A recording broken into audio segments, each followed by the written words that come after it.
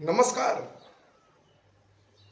कल संसद भवन में हमारे देश के प्रधानमंत्री आदरणीय श्री नरेंद्र मोदी जी जब सांसद के रूप में शपथ ग्रहण कर रहे थे तो विपक्षी पार्टियों के जितने भी सांसद चुनकर संसद भवन पहुंचे हैं उन सभी ने भारतीय संविधान की बुक लेकर के हैंड में उन्होंने रेस किया।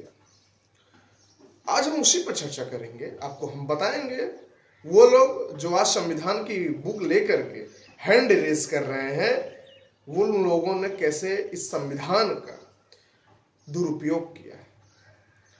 आज से ठीक 50 साल पहले 25 जून 1975 को किस प्रकार उस समय तत्कालीन प्रधानमंत्री इंदिरा गांधी जी ने किस प्रकार इमरजेंसी लगाई थी, आज उस पर चर्चा करेंगे। आज 25 तारीख है। आज से ठीक 50 साल पहले 25 जून 1975 से और 21 मार्च 1977 तक 21 महीने की लंबी भारत में इमरजेंसी लगाई गई थी। उस समय हमारे देश के जो राष्ट्रपति थे फखरुद्दीन अली अहमद जी ने प्राइम मिनिस्टर उस समय के तत्कालीन प्राइम मिनिस्टर इंदिरा गांधी जी के कहने पर भारतीय संविधान अनुच्छेद 352 के अधीन इमरजेंसी की घोषणा की थी।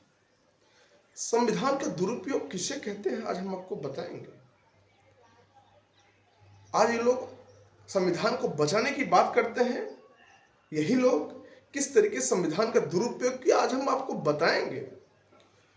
ये जो काल था भारत के स्वतंत्र भारत के इतिहास में सबसे विवादग्रस्त और सबसे अलोकतांत्रिक काल था।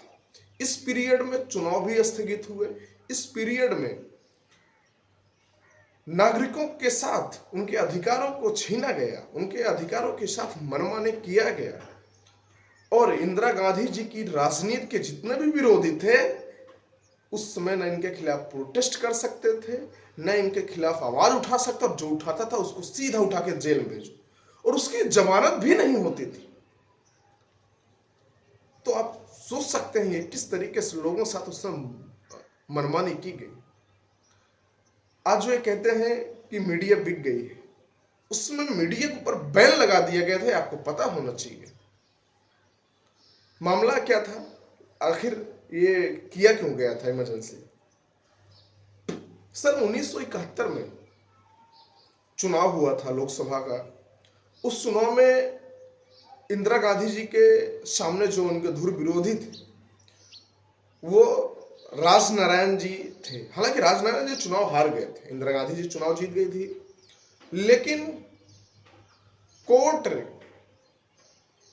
चुनाव के 4 साल के बाद, चुनाव के परिणाम आने के 4 साल बाद राजनारायण जी ने इलाहाबाद हाईकोर्ट में एक अपील डाला और उन्होंने इस चुनाव परिणाम को चुनौती दी। उन्होंने यह आरोप लगाया कि जो इंदिरा गांधी जी थी उन्होंने सरकारी एजेंसियों का दुरुपयोग किया चुनाव के समय में, उन्होंने सरकारी पैसों का दुरुपयोग किया, मतदाताओं को प्रभावित करने के लिए गलत तरीके से इस्तेमाल किया गया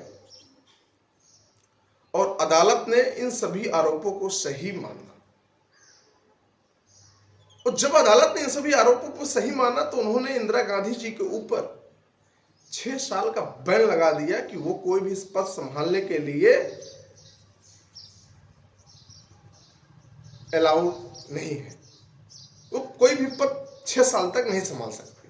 हालांकि इंदिरा गांधी जी ने उनके इस फैसले को चुनौती दी, वो सुप्रीम कोर्ट में याचिका दायर की और इसी दौरान 25 जून को इमरजेंसी भी लगाई गई।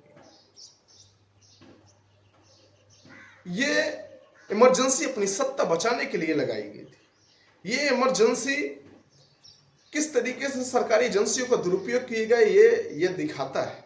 आज वो कहते हैं कि मोदी सरकार सरकारी एजेंसी दुरुपयोग कर रही है। हालांकि जो ये जजमेंट सुनाए थे उनका नाम था जगमोहन लाल सिन्हा जी, जो इलाहाबाद हाईकोर्ट के उस समय के जज थे, उन्होंने ये आदेश सुनाया था।